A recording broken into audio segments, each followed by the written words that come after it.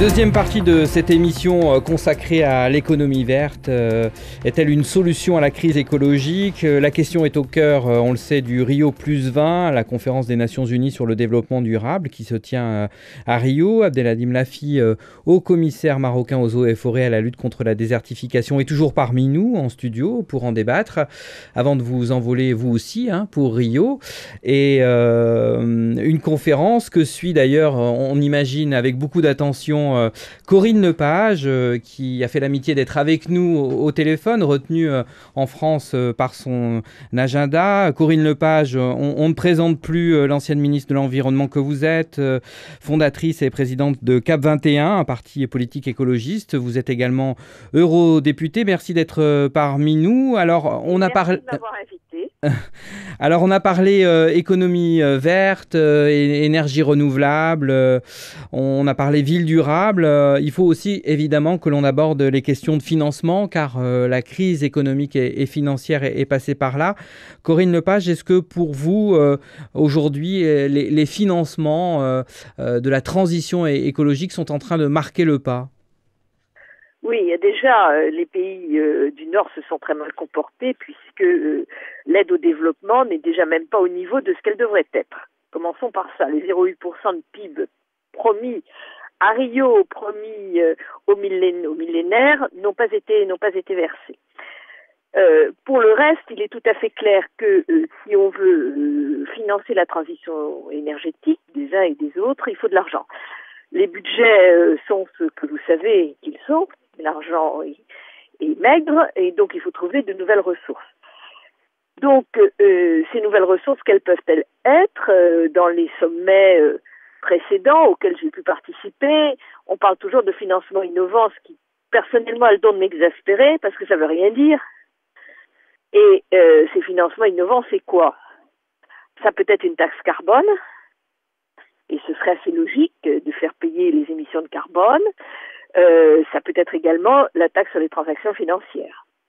Mais en tout cas, il faudra bien trouver des ressources qui puissent permettre de financer cette transition énergétique et cette transition écologique qui est indispensable.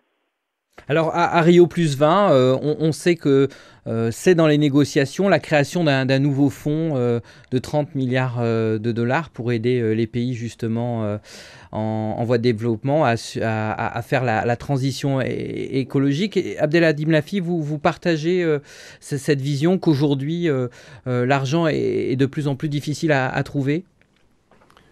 Je crois que l'argent est toujours très difficile à trouver et effectivement tous les engagements, comme cela a été dit, à la fois les 0,7% du PIB, donc des pays développés pour l'aide au développement, ou les pays les moins développés, c'est-à-dire les 0,15 ou les 0,20% du PIB, tout ceci effectivement ne suffit pas et il faut d'abord que les engagements soient tenus. Sur un autre plan, effectivement, il y a un véritable problème de financement, notamment des plans d'adaptation. Et ces plans d'adaptation, particulièrement pour les pays en développement, donc qui ne sont pas à l'origine de cette dette écologique, donc qui n'ont pas de responsabilité historique. Et c'est probablement l'un des points d'achoppement même s'il y a une volonté d'assurer de cette transition du développement, transition écologique, transition sociale et transition économique par rapport donc à ce qui vient d'être dit, il va falloir trouver les fonds pour les financer. Et je crois que ça restera un problème fondamental pour essayer de mettre en application ce qui sera décidé.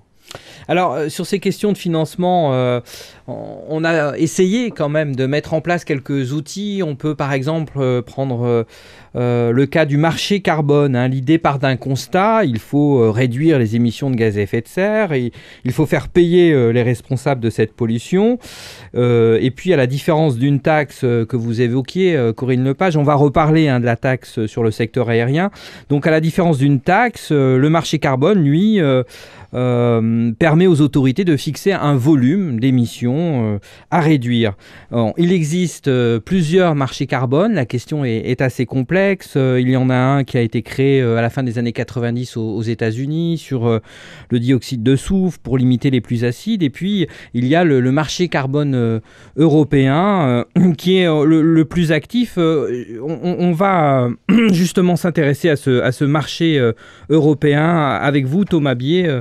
Et donnez-nous un petit peu les clés pour mieux comprendre ce marché carbone européen.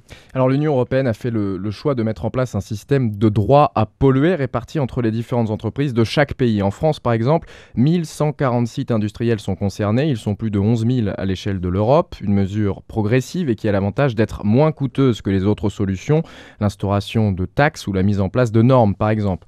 C'est donc un système de quotas, les entreprises pouvant échanger leur permis de polluer en fonction de leurs besoins avec un objectif clair, la réduction du volume global d'émissions de CO2. En cas de dépassement, les entreprises fautives doivent s'acquitter d'une pénalité, 40 € par tonne de CO2 lors de la création du système.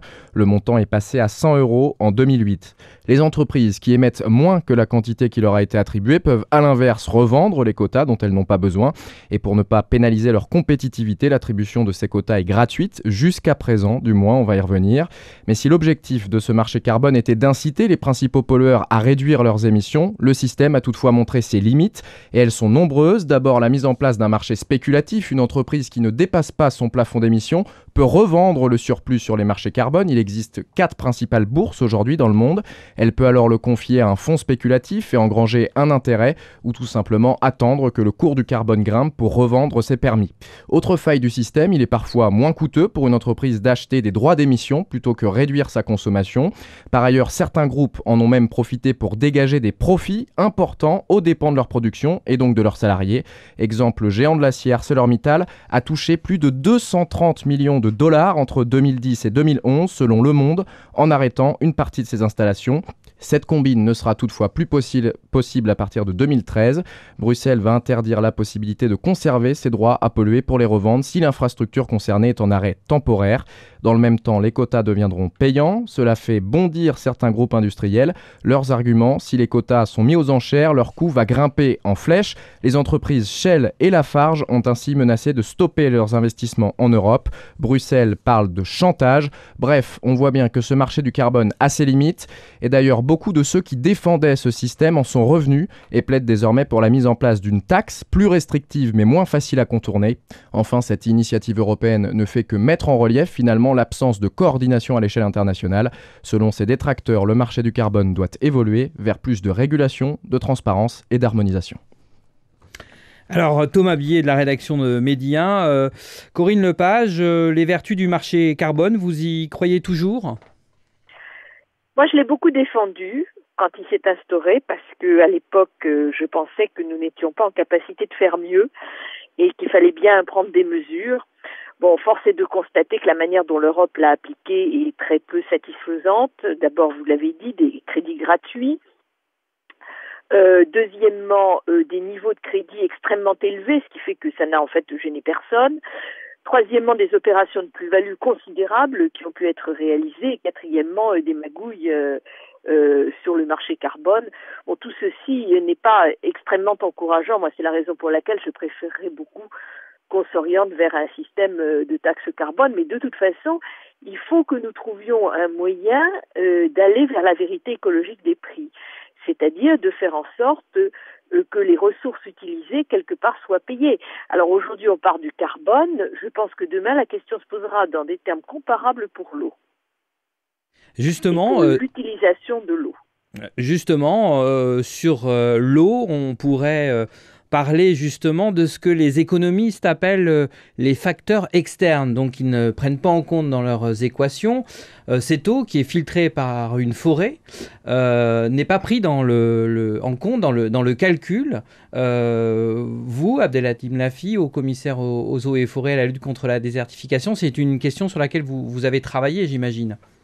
Je crois que la question de l'eau est fondamentale parce que effectivement, pour beaucoup de spéculations, notamment des spéculations agricoles, on pourrait penser parfois qu'il y a un certain nombre de valeurs ajoutées qui sont exprimées sous forme d'un PIB, mais on introduit rarement la décapitalisation de ce capital eau, notamment l'épuisement des nappes phréatiques, c'est-à-dire on utilise une ressource au-delà de sa capacité de régénération.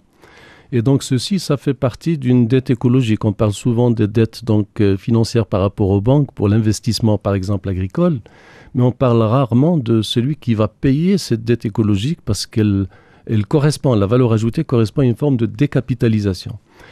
Pour revenir au carbone, moi je crois qu'on parle aussi beaucoup de carbone, évidemment, à l'époque où ça a été mis, donc la fixation des niveaux maximums d'émissions. Et puis donc ce marché carbone qui a été initié à l'époque et qui a donné donc les effets pervers qui ont été signalés. Et je crois qu'il est également urgent de revoir un peu nos modes de développement, nos modes de consommation. On parle très peu par exemple du méthane. Or on sait que l'élevage, il est responsable. La part de l'élevage dans les gaz à effet de serre par l'effet du méthane est pratiquement de 20%, c'est-à-dire l'équivalent de tous les transports réunis. Donc il y a une forme aussi d'intervention au niveau de tous les gaz à effet de serre pour essayer surtout de les réduire, mais aussi de tenir compte d'un certain nombre de statistiques qui parfois peuvent induire en erreur. Si vous prenez par exemple les émissions au niveau d'un certain nombre de pays tels que la Chine ou l'Inde, il y a une lecture de statistiques qui montre que par exemple la Chine a réduit sur les 5 dernières années ses émissions de carbone rapportées à l'unité de PIB. Donc vous voyez, il y a un certain nombre de lectures et je crois que c'est sur cela qu'il faudrait s'entendre et je crois que le tout est un problème d'indicateur sur quoi nous allons nous appuyer pour mesurer notre capacité ou notre degré à faire du développement durable.